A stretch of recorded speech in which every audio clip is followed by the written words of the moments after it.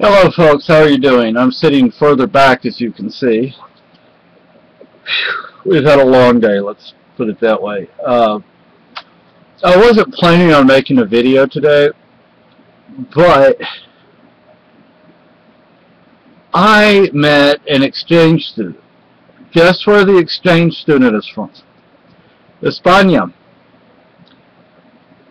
He's not from my neck of the woods. I'm from the south. He's from the north. I don't know if maybe he's Basque. I didn't ask if he was Basque. I mean, he said he's Spanish, and most Basque would not say they're Spanish. They'd say they're Basque. But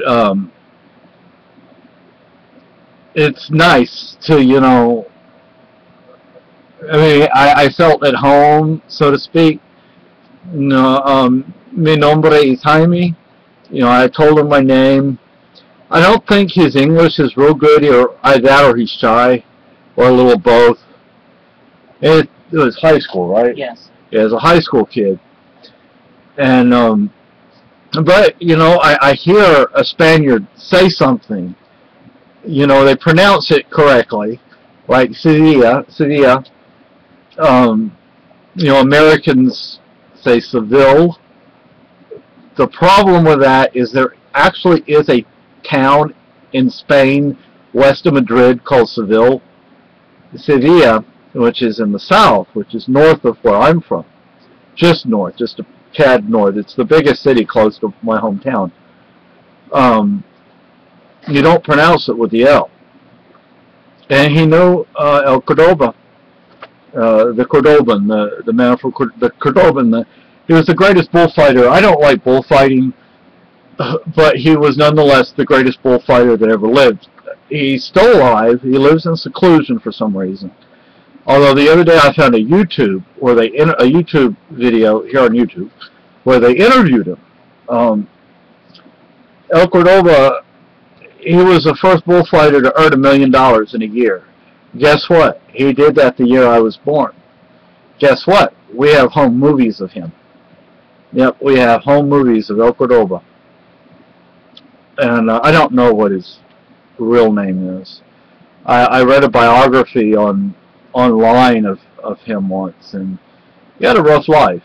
He really had a rough life. He was an orphan. But he made it big in bullfighting. And they just started with the running of the bulls. You're not a man until you run with the bulls. And how in the blank am I going to get back home to Spain to run with the bulls? Now, unless they've changed the laws, in Spain, if you were born in Spain, if you're from Spain, and you leave, but then you go back on holidays, they can keep you in country. I seriously doubt they would do that with me because I don't speak Spanish anymore. I have no particular skill that would be wanted or needed in España, except that I speak English. But there are a lot of people in Spain that speak English. There's a reason that a lot of Spaniards who do speak English will not speak English to you. I won't get into that. But, and the Irish are from Spain. I mean, if you go back far enough, you'll find that's where we're from. But then I am from Spain. Not you, me. So, I don't know, it's kind of nice, and then I hear somebody say something correctly, and then I start to say it correctly again as well, instead of the Americanization of my Spanish. And I don't really speak Spanish anymore. I know a few things in Spanish. There's still things I say only in Spanish, but not much at all. And I guess if you're born with a particular language, to some degree, it's going to stick with you the rest of your life. I say Guardia Civil. I don't say the Civil Guard. I say Guardia Civil.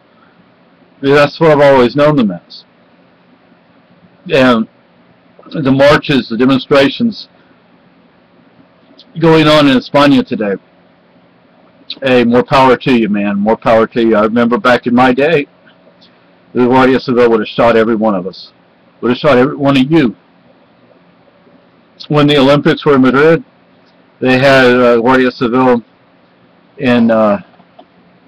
They weren't shooting people like they did in my day, but they were still beating people with clubs. Not to the extent they would have back in the day, but you know. But I dearly love Spain, and hopefully one day I can show Carolyn my home country.